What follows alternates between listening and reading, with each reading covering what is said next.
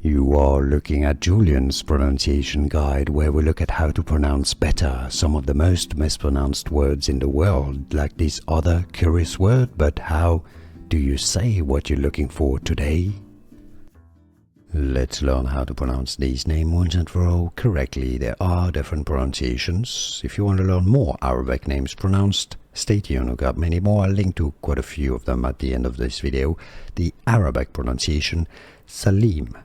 Salim.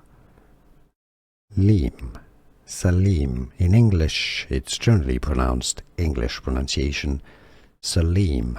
Salim or Salim. How do you pronounce it yourself? Let us know. Let everybody know in the comments down below. Here are more videos on how to pronounce more confusing words and names too many mispronounced. Like this video if you found it useful. I appreciate your support. I'll see you soon and thanks for watching.